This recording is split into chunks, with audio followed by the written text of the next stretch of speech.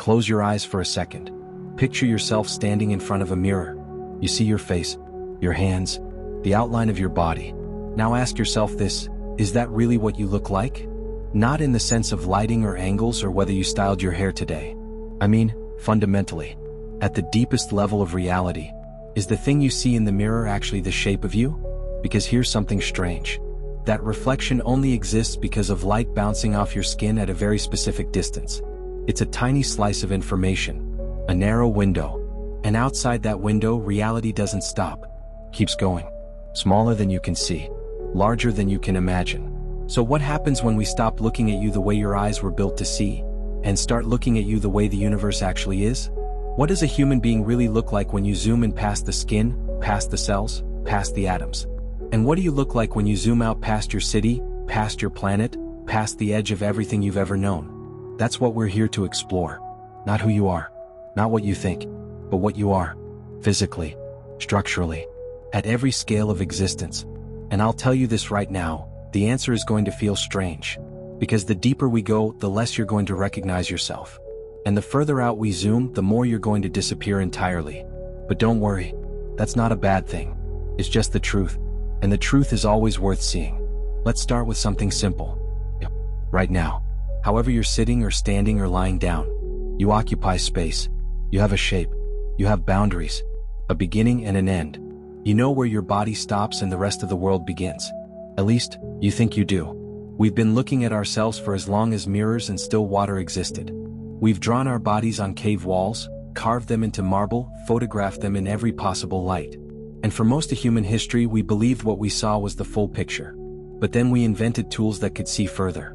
Microscopes, telescopes, particle accelerators, satellites. And each time we built something that let us look a little closer or a little further, the same thing happened. We realized we were wrong. Not completely wrong, just incomplete. Like someone trying to describe an entire movie after watching a single frame. So let's do something most people never do. Let's look at what you actually are. Not what you feel like, not what you see in the mirror, but what you're made of. What you look like when reality stops being polite and shows you the full picture. We're going to move through scales, orders of magnitude, powers of 10, starting right here at the human level and then collapsing inward, down through layers of structure you've never seen but have always carried with you. And then once we've gone as small gets, we'll reverse. We'll zoom back out, past you, past Earth, past everything you've ever thought of as large, until you vanish completely into the background noise of existence. Sound good? Let's begin. The surface. You're about 1 to 2 meters tall, depending on your genetics and nutrition and 1,000 other variables. Let's say roughly 1.7 meters for the sake of conversation. That's the scale you live at, the scale your brain is built to understand. At this level, you look solid. Your skin has color, texture. You have edges, shapes, features that make you recognizable to other humans. This is the scale of faces and fingerprints and all the little details that make you, you. But even here at the most familiar scale, things aren't quite what they seem. Your skin, for instance, it feels smooth, right? Run your hand along your arm. It feels like a single, continuous surface.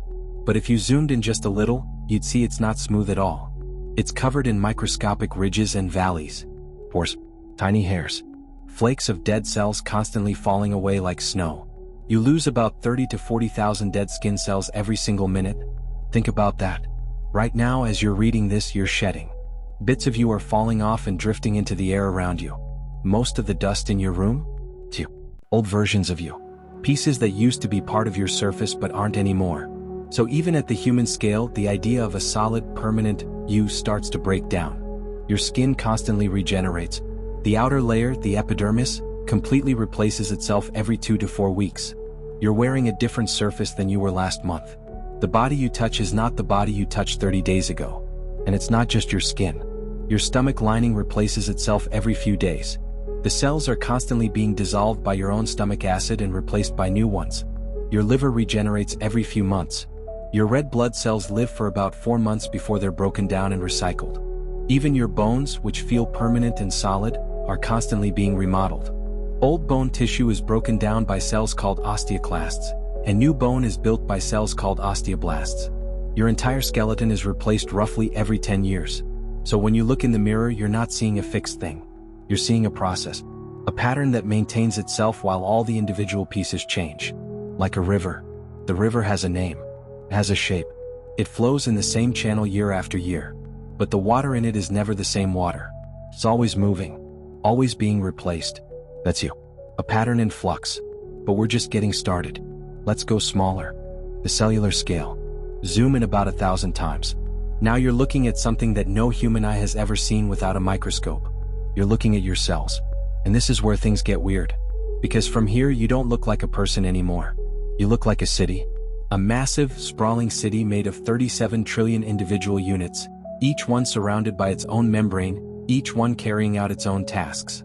Skin cells, muscle cells, nerve cells, blood cells, bone cells, fat cells. All of them different shapes, different sizes, different functions.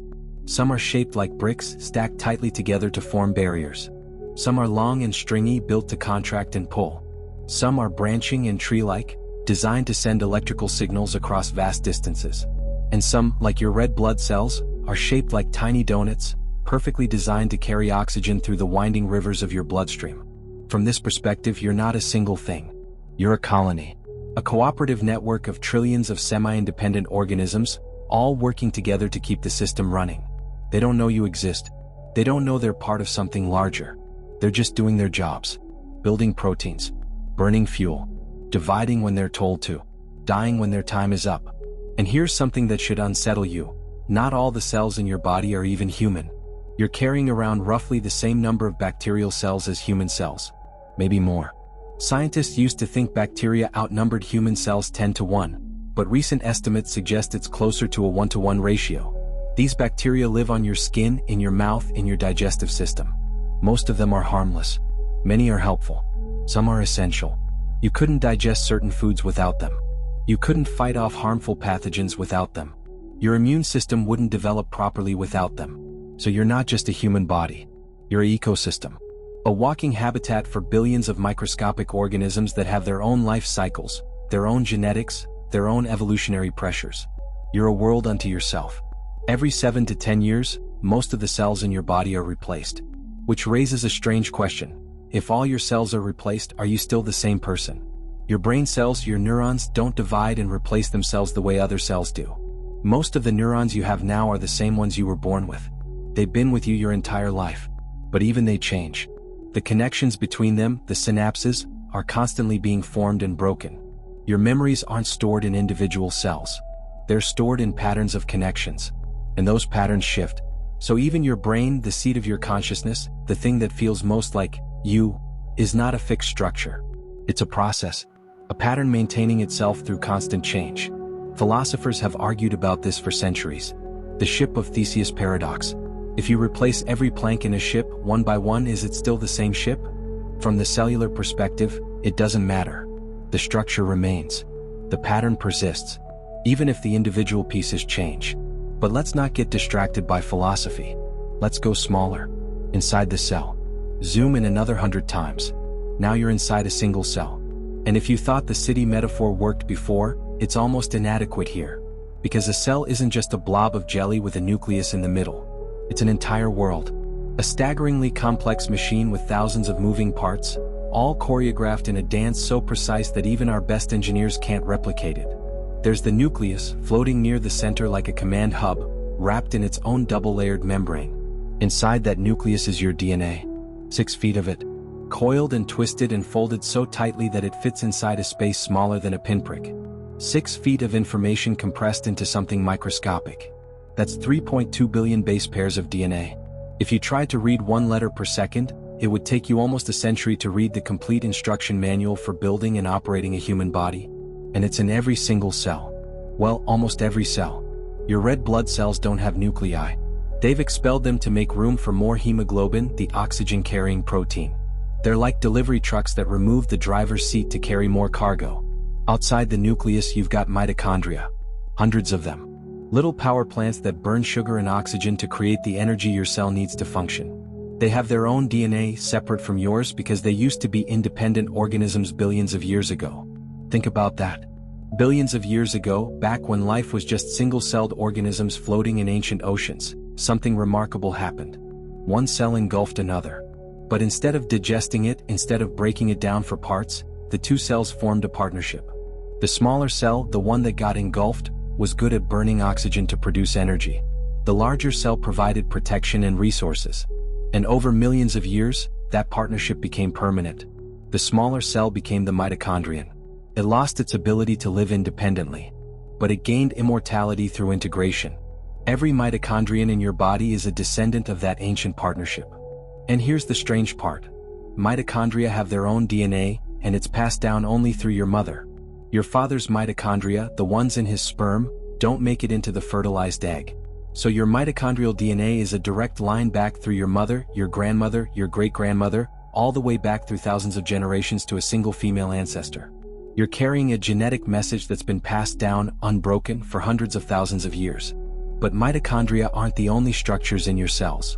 You've got ribosomes, protein-building machines that read genetic instructions and assemble amino acids into long chains. Thousands of ribosomes in every cell, churning out proteins constantly. You've got the endoplasmic reticulum, a folded network of membranes where proteins get processed and shipped. It looks like a maze of tunnels and chambers, all connected, all busy with molecular traffic. You've got the Golgi apparatus, a packaging center that wraps up molecules and sends them where they need to go.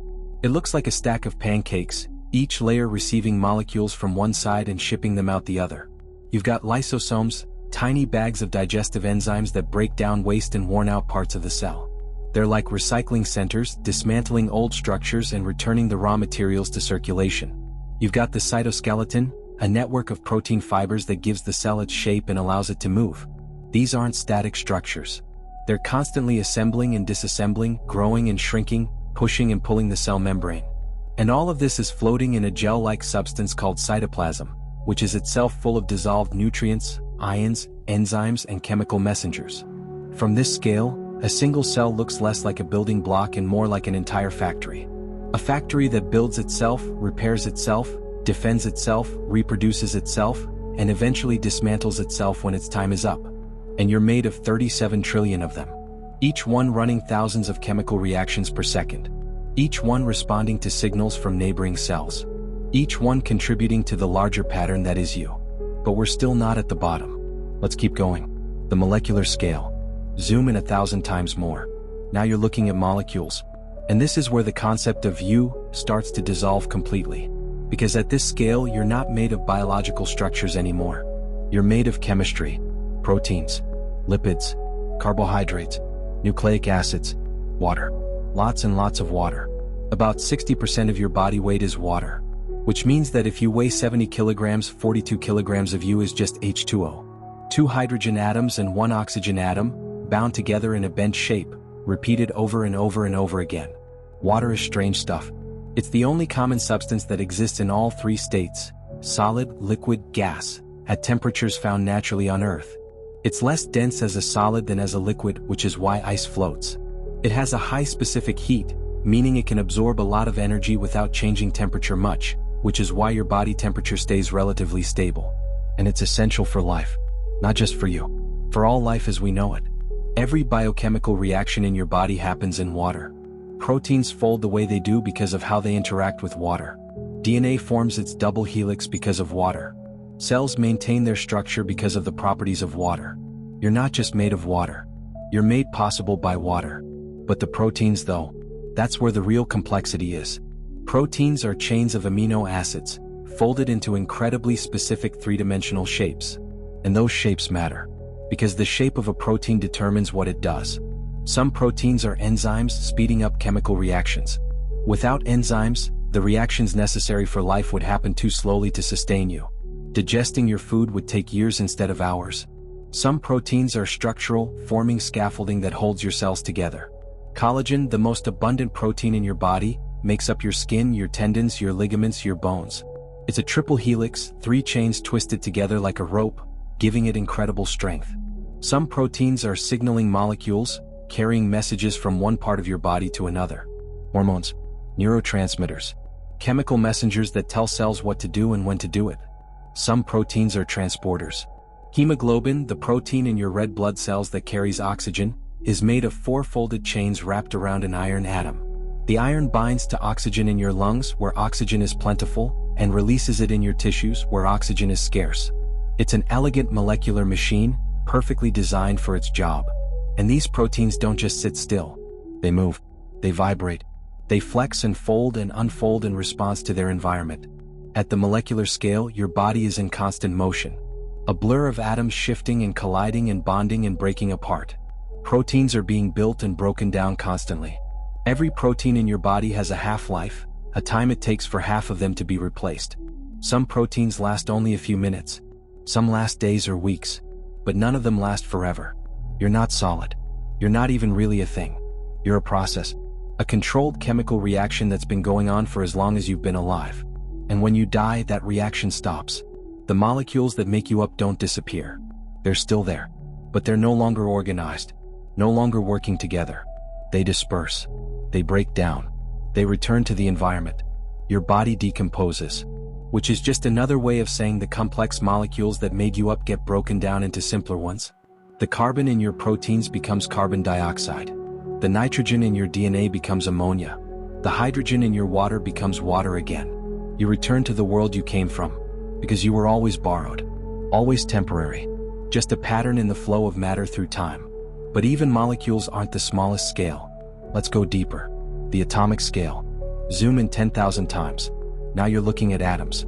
And here's where language starts to fail us. Because atoms don't really look like anything. They're not solid objects. They don't have surfaces or colors. They're clouds of probability. Regions of space where an electron is likely to be found. An atom is mostly empty space.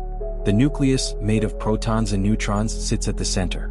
If you scaled an atom up to the size of a football stadium, the nucleus would be a marble sitting on the 50-yard line. And the electrons? They'd be tiny specks buzzing somewhere up in the stands. Everything in between is just nothing. Emptiness, which means you're mostly empty space. More than 99.9999999% of your volume is empty. The actual matter, the protons and neutrons and electrons, occupy an almost infinitesimally small fraction of your volume. And yet, when you touch a table, it feels solid. What? Because the electrons in your hand and the electrons in the table repel each other. They never actually touch. You're feeling electromagnetic force, a field pushing back against you, which means you've never actually touched anything in your life. Not really. You've only ever felt the repulsion between the electron clouds in your atoms and the electron clouds in everything else. Every handshake, every hug, every kiss. You've never truly made contact. You've only gotten very, very close. There's always been a gap, infinitesimally small, but real. You're fundamentally, physically separate from everything around you, isolated in your own bubble of electromagnetic force. So what are you made of? Carbon, oxygen, hydrogen, nitrogen, calcium, phosphorus, a little bit of sulfur, trace amounts of iron, zinc, copper, iodine, selenium. About 65% of your atoms are hydrogen. 18% are carbon. The rest is a mix. But here's the thing, those atoms aren't special. They're the same atoms that make up the air, the water, the dirt, the stars. There's nothing inherently alive about them. The carbon in your body could have been in a tree last year, in a dinosaur 65 million years ago, in a star 6 billion years ago. You're made of recycled stardust. Literally. Every heavy element in your body, everything except hydrogen and helium, was forged in the core of a dying star and scattered across space when that star exploded. The calcium in your bones, the iron in your blood, the phosphorus in your DNA, all of it came from stars.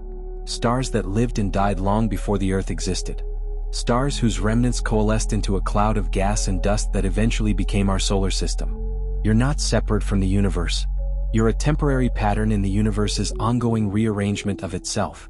The atoms that make you up have been around for billions of years. They've been in countless other structures, other molecules, other beings. And when you're gone, they'll continue. They'll become part of other things, other patterns. Nothing is ever truly created or destroyed. It's just rearranged. And you're one of those arrangements. Brief, complex, aware, but temporary. Always temporary. But we're still not done. Let's go even smaller. The subatomic scale. Zoom in 1,000,000 times. Now we're inside the nucleus of an atom. And this is where things stop making sense entirely. Protons and neutrons are made of quarks. Specifically, 2 up quarks and 1 down quark for a proton. 2 down quarks and 1 up quark for a neutron. Quarks are held together by the strong nuclear force, mediated by particles called gluons.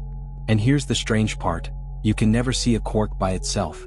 If you try to pull quarks apart, the energy you use to separate them creates new quarks. They only exist in groups. It's like trying to cut a magnet in half to separate the north and south poles. You can't. You just end up with two smaller magnets, each with its own north and south pole. Quarks are like that, permanently confined. And they have strange properties. They come in different flavors: up, down, charm, strange, top, bottom. They have fractional electric charges. An up quark has a charge of plus 2/3. A down quark has a charge of minus 1/3. They also have a property called color charge, which has nothing to do with actual color. It's just a name for a quantum property that determines how quarks interact via the strong force. At this scale, the rules change completely. We're in the realm of quantum mechanics now, a place where particles can be in two places at once, where they can tunnel through barriers they shouldn't be able to cross, where observation itself changes the outcome of experiments. Electrons don't orbit the nucleus like planets orbit the sun. They exist in probability clouds, smeared out across space, only collapsing into a specific location when something interacts with them. Before you measure where an electron is, it doesn't have a definite position. It's in a superposition of all possible positions. It's everywhere it could be all at once.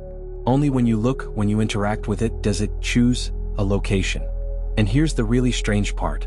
This isn't just a limitation of our knowledge. It's not that the electron has a definite position and we just don't know what it is. It genuinely doesn't have a definite position until it's measured. The act of observation creates reality at the quantum level. Particles are entangled with each other across vast distances. Change the state of one, and the other changes instantly, no matter how far apart they are. Faster than light. Einstein called it spooky action at a distance because it seemed impossible. But it's real. We've tested it. We've built technology based on it. And we still don't fully understand why it works. At the smallest scales, reality is fundamentally strange. And you're made of it. Every part of you, from your thoughts to your heartbeat to the color of your eyes, emerges from this quantum weirdness. From particles that don't have definite positions until they're measured. From forces we can describe but not fully explain. Your thoughts right now? They're the result of quantum events in your brain. Electrons moving through neurons. Neurotransmitters binding to receptors. Chemical signals triggering electrical signals. All of it governed by quantum mechanics. All of it fundamentally uncertain at the smallest level. And yet, somehow, it produces consciousness, awareness, the feeling of being you. We don't know how. We don't know why quantum events in a brain should produce subjective experience. Why there should be something it feels like to be you. This is called the hard problem of consciousness. And it's still unsolved. So what do you look like at the smallest scale? You look like a mathematical abstraction. A pattern of quantum fields interacting according to rules we've discovered but didn't invent. You're a wave function. A probability distribution. A region of space-time where the quantum fields that make up reality have arranged themselves into something temporarily stable enough to be called alive. And if that makes you uncomfortable, good. It should. Because we're about to do the opposite. We're going to zoom back out. And you're going to disappear in a completely different way. Back to the human scale. Let's return to where we started. Standing in front of a mirror. 1.7 meters tall. Solid. Familiar. But now we're going to move in the other direction. Away from the details. Away from the small. Into the vastness. And we'll start the same way we started before, with something familiar. Take a breath. Feel the air filling your lungs. Feel your weight on the ground. Feel the temperature of the room. This is your reality. The scale you understand. The scale you were built for. But it's time to leave it. The room. You're in a room. Maybe 10 meters across. You can see the walls, the ceiling, the floor. You understand this space. You've been in thousands of rooms like it. From here you're still the main character. The most important object in the space. The thing everything else is arranged around. But let's zoom out a little. The building. Now you're looking at the entire building. Maybe it's a house. Maybe it's an apartment complex. Maybe it's an office tower. From here you're just one small part of a larger structure. One room among many. And if there are other people in the building, you're not alone anymore. You're one of dozens, maybe hundreds. You're still visible. Still important in the immediate context. But your significance is already starting to dilute. Other people have their own rooms, their own lives, their own sense of being the center of things. And from this perspective, they're right. And so are you. Everyone is the center of their own experience. But objectively, From this scale, you're all just small patterns moving through a larger structure. Let's keep going. The neighborhood. Zoom out 10 times. Now you're looking at a neighborhood. Hundreds of buildings. Thousands of people. Roads connecting them all together in a web of movement and activity. From here you're invisible. Even if someone were looking at this view, they wouldn't be able to see you. You're too small. Too insignificant. Just one person among thousands, all going about their lives, all convinced they're the center of their own story. And they are, of course. But from this distance, those stories blur together into statistical noise. You can see patterns from here. Traffic flows. The rhythm of a neighborhood waking up in the morning, going quiet during the day, coming alive in the evening. You can see which areas are wealthy and which are poor, which are old and which are new. But individual people? No, they're gone. Averaged out. Let's go higher. The city. Zoom out 100 times. Now you're looking at an entire city. Millions of people. Skyscrapers and suburbs and industrial zones and parks all pressed together into a single organism. From here, individual humans don't exist anymore. You can see the movement of traffic, the glow of lights at night, the patterns of development and decay. You can see highways like arteries carrying resources in and waste out. But people? No, too small, too numerous. They've been averaged out. The city itself becomes the entity, a living thing in its own way, breathing in resources from the surrounding countryside and breathing out waste and products and culture. It grows. It changes. It adapts to conditions. It has a metabolism, consuming energy and materials. It has a structure with different areas serving different functions. And you're somewhere in there. A single cell in a much larger body. One of millions. Indistinguishable from any other. Let's keep climbing. The region. Zoom out 1,000 times. Now you're seeing multiple cities. Farmland. Forests, rivers. Mountains. An entire region of a continent, stretching from horizon to horizon. From here, even cities start to look small. They're bright spots at night. Clusters of development. But they're dwarfed by the natural landscape around them. And the natural features, the things that were here long before humans and will be here long after, start to dominate the view. Mountain ranges that took millions of years to form. River systems that have carved their channels over eons. Forests that have grown and burned and regrown countless times. Human civilization, for all its noise and activity, is a thin film on the surface. Recent, fragile, temporary. You're not even a dot anymore. You're a mathematical abstraction. A point on a census map. A number in a database. But we're just getting started. The continent. Zoom out 10,000 times. Now you're looking at an entire continent. Thousands of kilometers across. You can see the curve of the earth now, just barely. The way the land bends away from you at the edges. From here, human civilization is almost invisible. Oh, you can see it if you look carefully. The lights of major cities at night. The straight lines of highways cutting through the wilderness. The geometric patterns of agricultural land. But natural features dominate. Mountain ranges, deserts, ice caps, river systems that dwarf anything humans have ever built. The Amazon rainforest from here looks like a green stain spreading across the continent. It's one of the most complex ecosystems on Earth, home to 10% of all species. But from this height, it's just texture, just color. The Sahara Desert looks like a brown smudge. It's roughly the size of the United States. It's been growing and shrinking for millennia, responding to changes in Earth's climate. The Himalayas look like wrinkles in the Earth's surface. But those wrinkles are the result of two continental plates colliding, pushing the land upward. They're still rising, still growing at a rate of about 5 millimeters per year. These are the scales where human time becomes meaningless. Cities rise and fall in decades or centuries. Mountains rise and fall in millions of years. We're living in different timescales, different orders of magnitude. And you're gone. Completely and utterly gone. Not just invisible, not just insignificant, but genuinely absent from the scale. You don't register. You don't exist in any meaningful way at this level of observation.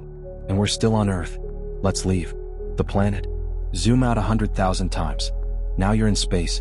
Not far. Just a few thousand kilometers up. Enough to see the entire Earth at once. And it's beautiful. That blue marble hanging in the darkness. Swirled with white clouds. Streaked with the brown and green of continents. A thin shell of atmosphere catching the light of the sun and glowing like a halo. This is the only home humanity has ever known. Every person who has ever lived, every civilization that has ever risen and fallen, every war and peace and discovery and tragedy, All of it happened on that small sphere. Carl Sagan called it a pale blue dot. He was looking at a photograph taken by Voyager 1 from 6 billion kilometers away, and Earth was less than a pixel. A tiny speck in the vastness. He said, "Look again at that dot. That's here. That's home. That's us. On it everyone you love, everyone you know, everyone you ever heard of, every human being who ever was, lived out their lives. And from here you can't see any of it. No borders. No cities. No people. Just a planet. A geological object. A ball of rock and metal and water, heated from within by radioactive decay and from without by the sun. Earth is about 4.5 billion years old. For most of that time it looked nothing like it does now. No continents in their current positions. No oxygen in the atmosphere.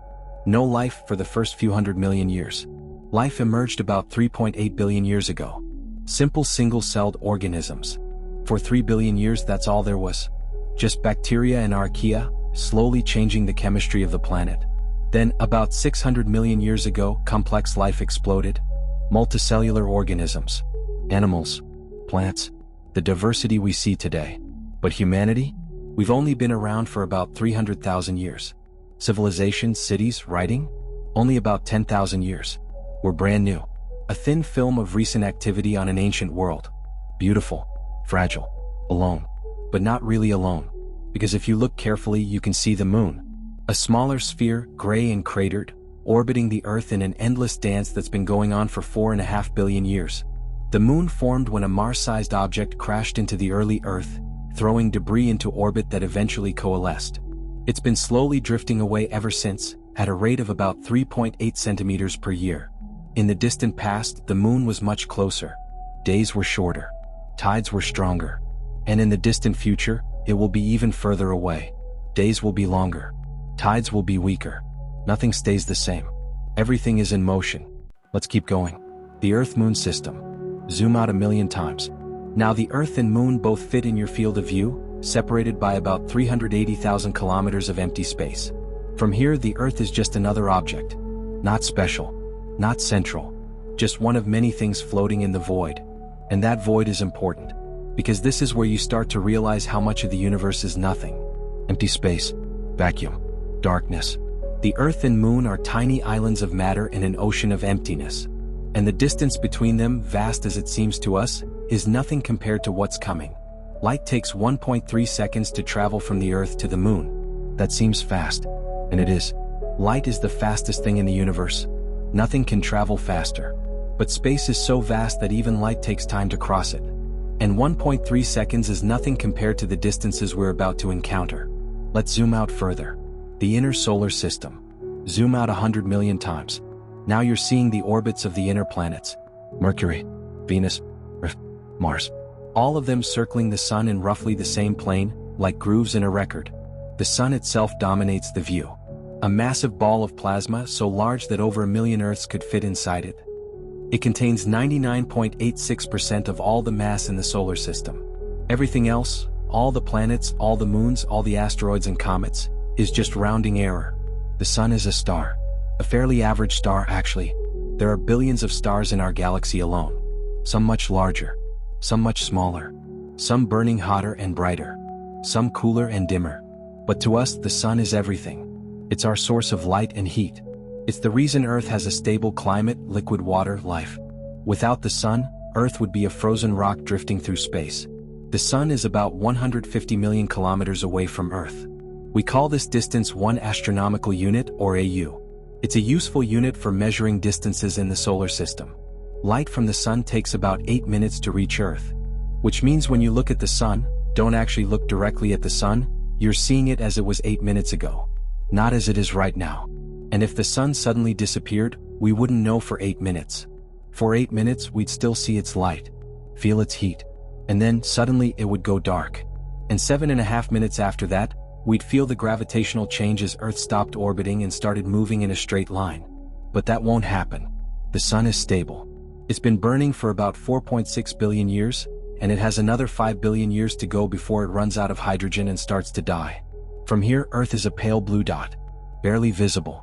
Easy to miss if you're not looking for it. And you? You're not even a thought at this scale. You're so far beneath the threshold of relevance that there's no metaphor that captures it. But let's keep going anyway. The outer solar system. Zoom out 1 billion times. Now you can see the orbits of the outer planets. Jupiter, Saturn, Uranus, Neptune. And beyond them, the Kuiper Belt, a ring of icy objects that marks the edge of the solar system's main structure. The distances here are almost incomprehensible. Jupiter orbits the Sun at about $5.20. It takes light about 43 minutes to travel from the Sun to Jupiter. Saturn is at $9.50. Light takes 79 minutes. Uranus is at $19.20. Light takes 160 minutes. Neptune is at $30. Light takes 4 hours. And beyond Neptune there's still more. The Kuiper Belt extends from about $30 to $50. It's a ring of icy bodies, remnants from the formation of the solar system. Pluto is one of the larger objects in the Kuiper Belt, along with Eris, Makemake, and Haumea. We used to call Pluto a planet. But as we discovered more objects in the Kuiper Belt, some of them larger than Pluto, we had to reconsider. Is Pluto a planet? Or is it just the largest of a class of objects? In 2006, astronomers redefined what a planet is, and Pluto didn't make the cut. It's now classified as a dwarf planet. Some people were upset about this. But the universe doesn't care what we call things. Pluto is what it is, regardless of the label. And beyond the Kuiper Belt there's even more. The Oort cloud, a spherical shell of comets that extends halfway to the nearest star. We've never seen it directly. It's too far away, too diffuse. But we know it's there because sometimes one of those comets gets nudged by a passing star and falls inward, creating a bright streak across our sky. The Oort cloud is the true edge of the solar system. And it extends about 1 light-year from the Sun. Which brings us to a new unit of measurement. Because kilometers don't work anymore. Astronomical units don't work anymore. The numbers are too big, too meaningless. So we measure in light years. The distance light travels in 1 year. About 9.5 trillion kilometers. It's still hard to imagine. But it's what we've got. And 1 light year is just the beginning. Let's keep zooming out. The local neighborhood. Zoom out 1 trillion times. Now you're seeing nearby stars. Proxima Centauri, the closest star to our Sun, is 4.24 light-years away. That means light from Proxima Centauri takes 4.24 years to reach us. When you look at it in the night sky, though it's too faint to see without a telescope, you're seeing it as it was over 4 years ago. Alpha Centauri A and B, a binary pair, are slightly further at 4.37 light-years. Barnard star is 5.96 light-years away. Wolf 359 is 7.86 light-years away. Sirius, the brightest star in our night sky, is 8.6 light-years away. These are our neighbors, and the space between them is vast beyond comprehension. If the Sun were the size of a basketball, Proxima Centauri would be another basketball 6,400 kilometers away. That's roughly the distance from New York to Berlin. Imagine 2 basketballs, one in New York and one in Berlin, with nothing but empty space in between. That's the scale of interstellar space. Mostly empty, mostly dark, with tiny islands of light scattered across unimaginable distances. And this is just our immediate neighborhood. Our galaxy contains between 200 and 400 billion stars. Maybe more. We're still not sure. Let's go further. The Milky Way. Zoom out 1 quadrillion times. Now you're seeing the galaxy. The Milky Way. A barred spiral galaxy, shaped like a flat disk with a bulge in the middle and spiral arms extending outward. It's about 100,000 light-years across. Our Sun is located about 26,000 light-years from the center, in one of the spiral arms called the Orion Arm. We orbit the galactic center at a speed of about 828,000 kilometers per hour. That sounds fast, and it is. But the galaxy is so large that it takes us about 230 million years to complete one orbit. Think about that. The last time our solar system was in this position in the galaxy, dinosaurs hadn't evolved yet. The dominant land animals were reptiles, but not the dinosaurs we know. This was the Triassic period. Since then we've made one complete orbit. Dinosaurs evolved, thrived for 165 million years and went extinct. Mammals rose to dominance. Humans evolved. And now we're back where we started. One galactic year. From this perspective, all of human history is less than the blink of an eye. At the center of the Milky Way there's a supermassive black hole called Sagittarius A star. It has a mass of about 4 million times the mass of the Sun, compressed into a region smaller than Mercury's orbit. We can't see it directly. Black holes don't emit light. But we can see stars orbiting around it, moving at incredible speeds, governed by its immense gravity. and we're just one solar system among hundreds of billions. Most of those stars have planets. We've discovered thousands of exoplanets already, and we've barely started looking. Many of those planets are in the habitable zone, where liquid water could exist. And some of those planets, statistically speaking, must have developed life. Maybe simple life. Maybe complex life. Maybe even intelligent life. But we've never met them. Never heard from them. Never seen any sign of them. We're alone, as far as we can tell, in a galaxy full of possibilities. This is called the Fermi paradox. If intelligent life is common, where is everyone? Maybe we're the first. Maybe intelligent life is incredibly rare. Maybe civilizations destroy themselves before they can spread to the stars. Maybe they're out there, but the distances are too vast for us to ever make contact.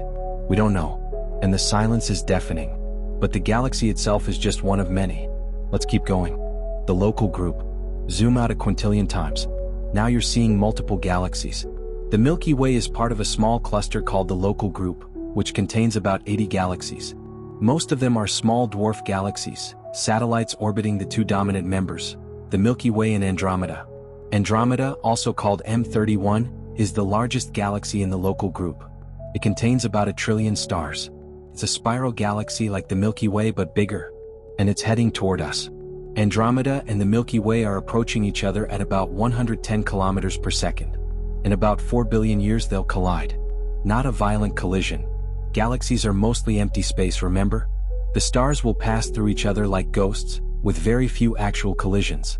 But the gravitational interaction will reshape both galaxies. The spiral arms will be disrupted. Stars will be flung in new directions. And eventually, the two galaxies will merge into a single elliptical galaxy. Astronomers have already given it a name, Milkomeda. By then, the Sun will be nearing the end of its life. It will have swollen into a red giant, engulfing Mercury and Venus and possibly Earth. Life on Earth will have been impossible for billions of years by that point, as the Sun's increasing luminosity will have boiled away the oceans long before the collision. If humanity still exists, we'll be somewhere else entirely. Living on other worlds and other star systems, watching the collision from a safe distance. Or maybe we'll be extinct. Most species go extinct eventually. The average lifespan of a species is about 1 million years. We've been around for 300,000. The clock is ticking. But that's a long time from now. For now, the local group is just a small collection of galaxies drifting through space together, bound by gravity. And beyond the local group? More galaxies. Billions of them. Let's see how far we can go. The Virgo supercluster. Zoom out even further. Now you're seeing galaxy clusters. Groups of galaxies bound together by gravity. The local group is part of a much larger structure called the Virgo supercluster. It contains about 100 galaxy groups and clusters, containing at least 47,000 galaxies. It's about 110 million light-years across. At the center of the Virgo supercluster is the Virgo cluster, a massive collection of galaxies. The largest galaxy in the Virgo cluster is M87, an elliptical galaxy with a supermassive black hole at its center that's 6.5 billion times the mass of the Sun. This is the black hole that was photographed for the first time in 2019. The Event Horizon Telescope, a global network of radio telescopes working together, captured an image of the black hole's shadow surrounded by a ring of glowing hot gas. It was a historic moment. The first time humanity had ever seen direct visual evidence of a black hole. But from this scale, even that supermassive black hole is just a point. A tiny object in a vast structure. And the Virgo supercluster itself is just one of millions of superclusters in the observable universe. Let's go even further. The cosmic web. Zoom out to the largest scale we can observe. Now you're seeing the structure of the universe itself. And it looks like a web. Galaxies aren't distributed randomly through space. They're organized into a cosmic web of filaments and walls, with vast empty voids in between. The filaments are chains of galaxies, stretching across hundreds of millions of light-years. The walls are sheets of galaxies, forming the boundaries of the voids. And the voids are truly empty. Almost no galaxies. Almost no matter. Just empty space. This structure formed because of gravity and the expansion of the universe. In the early universe, matter was distributed almost evenly with tiny variations in density. Over billions of years, gravity amplified those tiny variations. Denser regions attracted more matter and became denser. Less dense regions lost matter and became even less dense. The result is the cosmic web we see today. And it's still evolving. Galaxies are still moving. Structure is still forming. The universe is still changing. But the overall shape, the large-scale structure, is set. This is what the universe looks like at the largest scale. A web of light separated by darkness. Islands of matter in an ocean of emptiness. And somewhere in one of those filaments, in one of those galaxies orbiting one of those stars, is Earth. A tiny blue dot, too small to see from here. And on that dot, on the surface, in a thin film of atmosphere and water, is you. The observable universe. Zoom out one more time. As far as possible. Now you're seeing everything. The entire observable universe. A sphere about 93 billion light-years across, containing at least 2 trillion galaxies, each with hundreds of billions of stars. This is the limit of what we can see. Not because there's nothing beyond it, but because light from anything further away hasn't had time to reach us yet. The universe is only 13.8 billion years old, and light travels at a finite speed. So there's a horizon. A boundary beyond which information cannot reach us, not because it doesn't exist, but because it's too far away and the universe is too young. And here's the thing, we don't know how much bigger the universe is beyond that horizon. It could be just slightly larger. Could be infinite. We don't know. Some theories suggest the universe is infinite, that it goes on forever with no edge, no boundary. Other theories suggest it's finite but unbounded, like the surface of a sphere. You can travel forever without hitting an edge, but there's only a finite amount of space. We don't know which is correct, and we may never know. What we do know is that from this scale, everything we've ever cared about collapses into meaninglessness. Not just you, not just Earth, not just the Milky Way. Everything. Every human achievement. Every thought. Every feeling. Every moment of joy or suffering or love or loss. All of it happens on a planet that's invisible from this perspective. In a galaxy that's one among trillions. In a universe so vast that our entire existence occupies less space than a single atom occupies in your body. Pause for a moment. Let that settle. You zoomed in and you disappeared into quantum probability.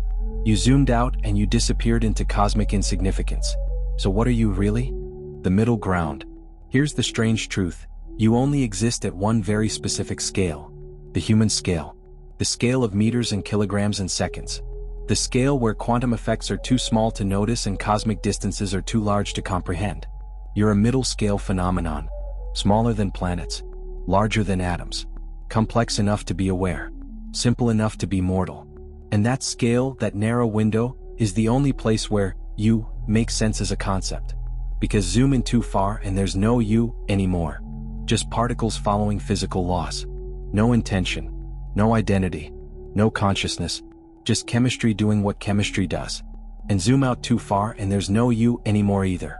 Just a fleeting pattern in the distribution of matter and energy. A statistical fluctuation. A temporary increase in local complexity that will eventually disperse back into equilibrium. From the perspective of atoms, you don't exist. From the perspective of galaxies, you don't exist. You only exist in the middle. In the brief moment between the quantum and the cosmic.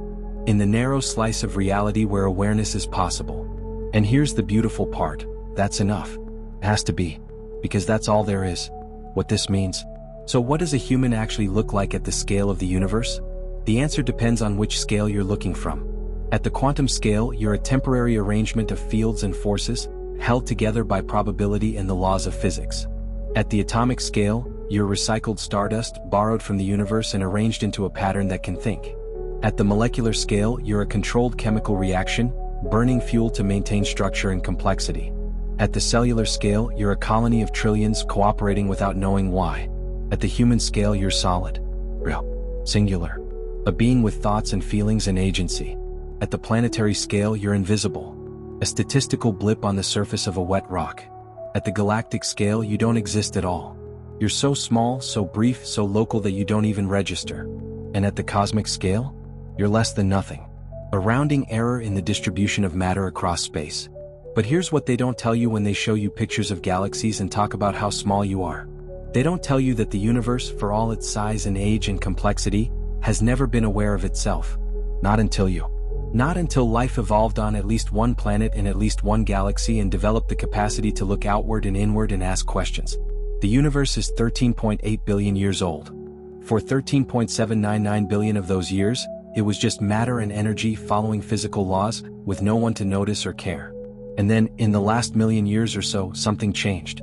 A small pattern of atoms on a small planet in a small corner of a small galaxy became complex enough to look up at the stars and wonder. That's you. You're the universe becoming aware of itself. Every time you think about the cosmos, you're a piece of the cosmos thinking about the whole. Every time you look at a star, you're matter observing matter across the void. You're not separate from the universe, witnessing it from the outside. You're part of it. A small part, yes. A brief part. But a part nonetheless. And that matters. Not in a cosmic sense. The universe doesn't care. It can't care. It's not the kind of thing that cares. But it matters to you. And in the small bubble of space and time where you exist, your experience is the only thing that does matter. Because experience is rare. Consciousness is rare. Most of the universe is empty space, radiation, and dead rocks. And the tiny fraction of it that's alive, that can think and feel and wonder, is precious simply by virtue of existing. Not precious to the universe. Precious to itself. The question we can't answer. Here's something we haven't talked about enough yet. What? Why does the universe have the properties it has? Why are the physical constants what they are? Why does matter exist at all instead of just energy? Why is there complexity? Why is there life? Why is there anything instead of nothing? We don't know. We have descriptions. We have equations. We can predict what will happen under certain conditions with astonishing accuracy. But the deeper why remains unanswered. Why does quantum mechanics work the way it does? Why does gravity exist? Why do particles have the masses they have? Why is the speed of light exactly 299,792,458 meters per second and not some other value? These are called the fundamental constants of physics. And they're incredibly specific. Change the mass of an electron by 1%, and atoms wouldn't form properly. Change the strength of the strong nuclear force by a few percent, and stars wouldn't be able to fuse hydrogen into heavier elements. Change the cosmological constant by a tiny amount, and the universe would either collapse back on itself immediately or expand so fast that galaxies could never form. The universe seems fine-tuned for our existence. Some people see this as evidence of design. A universe deliberately crafted to allow for life. Maybe by a god. Maybe by some other intelligence. Others see it as a selection effect. Maybe there are infinite universes with different laws, different constants. Most of them are dead, empty, sterile. But we happen to exist in one of the rare ones where life is possible. We can only ask the question because we're in a universe that allows us to ask. This is called the anthropic principle. Both views are reasonable. Neither is provable. The universe doesn't come with an instruction manual. There's no tag on the back that says made by or purpose to be observed. We're here. We can measure things. We can build models. We can understand the mechanisms. But the ultimate reason for any of it? That's still a mystery. And maybe it always will be. There are questions science can answer. And there are questions that may lie beyond the reach of science. Not because science is flawed, but because some questions might not have answers in the way we expect. Asking why does the universe exist might be like asking what does the color blue taste like? The question itself might be malformed. Category error. Or maybe there is an answer and we just haven't found it yet. Either way, we're left with wonder. And that's not a bad place to be. The limits of knowledge. There are things we can know. We can know the distance to the nearest star. We can know the age of the universe. We can know the composition of distant galaxies by analyzing the light they emit. We can know how stars form, how they burn, how they die. We can know how planets form from clouds of gas and dust. We can know how life evolved from simple chemicals to complex organisms. We've learned an incredible amount in the last few hundred years. But there are also things we can never know. We can never know what's beyond the cosmic horizon. The light from those regions will never reach us. The expansion of space guarantees it. We can never know the exact position and momentum of a particle at the same time. Heisenberg's uncertainty principle isn't a limit of measurement. It's a limit of reality itself. Nature doesn't allow certain combinations of information to exist simultaneously. We can never know what, if anything, existed before the Big Bang. The Big Bang is the moment when time itself began. Asking what came before is like asking what's north of the North Pole. The question doesn't make sense because there is no before, when time doesn't exist. And we may never know if we're alone. The universe is so large and life may be so rare that we could search for 1,000,000 years and never find another civilization.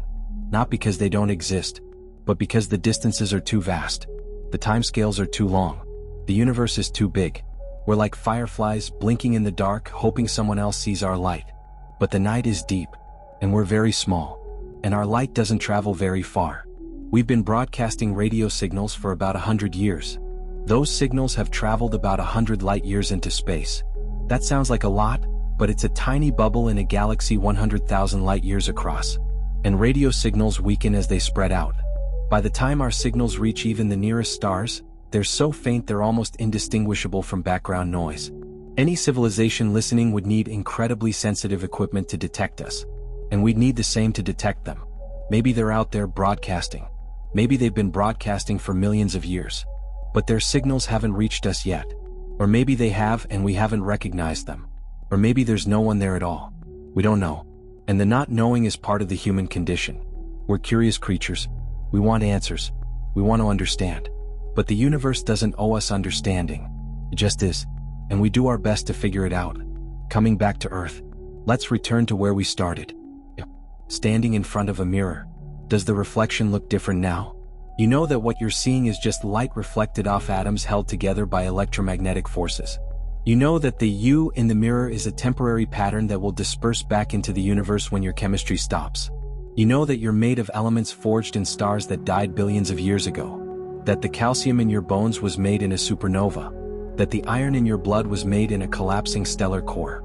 You know that if you zoomed in far enough, you'd disappear into quantum uncertainty. And if you zoomed out far enough, you'd vanish into the vastness of space. But you're still here. Still you. Still aware. Still feeling whatever you're feeling right now. And that's enough. Because awareness, however brief, is the most remarkable thing the universe has done. More remarkable than galaxies. More remarkable than black holes. More remarkable than the vast empty spaces between stars. Those things are large. Those things are powerful. Those things are ancient beyond measure. But they're not aware. They don't know they exist. You do. And that makes all the difference.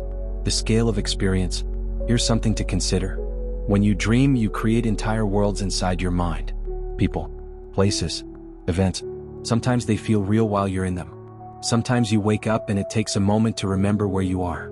Those dream worlds don't exist in physical space. They don't have mass or energy. They're patterns of neural activity. Electricity moving through the network of your brain. And yet, while you're dreaming, they're real to you. Your experience of them is genuine. So here's the question. Which is more real? The vast physical universe, empty and unconscious? Or the tiny inner universe of your mind, rich with meaning and feeling? Most people would say the physical universe is more real. It was here before you. It'll be here after you. It doesn't depend on you to exist. And that's true. But meaning only exists in minds. The universe doesn't care that it's beautiful. Stars don't appreciate their own light. Galaxies don't marvel at their own spirals. Only you do. Only conscious beings do. So in a sense, consciousness is where reality becomes more than just physics. It's where the universe stops being a collection of particles and becomes an experience. An experience, small and brief as it is the only thing that gives any of this meaning. Without consciousness, the universe would just be. No beauty. No wonder. No questions. No understanding. Just particles moving through space according to physical laws. For 13.8 billion years, that's all it was. And then you happened. And now there's beauty. Now there's wonder. Now there are questions. Not because the universe changed, but because you're here to notice it. The paradox of significance. So here's the paradox we've been dancing around this whole time. You're insignificant and significant at the same time. From the cosmic perspective, you don't matter. You're too small, too brief, too local. The universe will continue exactly the same whether you exist or not. But from your own perspective, you're everything. You're the center of all experience. The only consciousness you have direct access to. The only reality you can ever truly know. And both of these perspectives are true. You're cosmically irrelevant and personally essential. And that's okay. You don't need to matter to the universe. The universe doesn't have preferences. It doesn't judge. It doesn't care. You only need to matter to yourself. And you do. Every moment of your life, every thought and feeling and experience matters infinitely to you. Because it's yours. And that's enough. The beauty of impermanence. Everything ends. You know this. You've always known this. Every structure in the universe is temporary. Stars burn out. Planets cool and die. Black holes eventually evaporate through Hawking radiation. Even protons might decay given enough time. We're not sure. We've never seen it happen. But some theories predict that even protons, the building blocks of atoms, will eventually break down. If that's true, then given enough time, the universe will become a thin soup of radiation, spreading out across infinite space, getting colder and colder, approaching absolute zero. This is called the heat death of the universe. No stars, no planets, no life, no structure, just featureless, cold, empty space. That's the ultimate fate of everything. Trillions upon trillions of years in the future. Long after the last star burns out. Long after the last black hole evaporates. Long after everything interesting has ended. So why does any of it matter? Why build? Why create? Why love? Why care? If everything ends, why do anything at all? Because impermanence is what makes things beautiful. A sunset is beautiful because it doesn't last. A flower is precious because it wilts. A moment is special because it passes. If you lived forever, nothing would be precious. There would always be more time. Always another chance. But you don't live forever. Your time is limited. And that's what makes it valuable. Every moment you have is a gift. Not from anyone. Not from the universe. But from the simple fact that you exist at all. Against all odds, in a universe mostly empty and dead, you're here. Where? Alive. Experiencing. That's not nothing. That's everything. The journey's end. We started with a simple question. What does a human actually look like at the scale of the universe? And we've seen the answer from every perspective available. Your quantum fields at the smallest scale. Atoms at the next scale up. Molecules. Cells. Organs. A body. A person. A statistical non-entity. A ghost in the cosmic structure. Nothing at all. But you're also the only part of the universe that can ask the question. The only part that can zoom in and out, exploring scales from the Planck length to the cosmic horizon, and wonder what it all means. You're not the center of the universe, but you're the center of your own experience. And in the tiny bubble of space and time where you exist, that's the only center that matters. The universe is vast. You're small, but you're here. And for now, that's enough. Look in the mirror again. You still see your face, your hands, the outline of your body. And now you know, that's not all you are. You're smaller than you think, larger than you feel, more temporary than you'd like, more connected than you realize. You're a pattern in the universe that learned to recognize itself. A small flame of awareness in the dark. Brief, fragile, beautiful, and entirely, impossibly, miraculously real. Think about that. Just for a moment. You're made of star stuff. You're the universe looking at itself. You're a temporary arrangement of atoms that somehow became conscious. And one day you'll return to the elements you came from. But right now, in this moment, you're here. Experiencing, thinking, feeling. And that's the most extraordinary thing in all of existence. Not because you're special in a cosmic sense, but because existence itself is special. And you get to be part of it. For a little while. The mirror reflects your image back to you. The same image it's always shown. But you see it differently now. Because you understand what you're looking at. Not just a person, but a universe looking back at itself.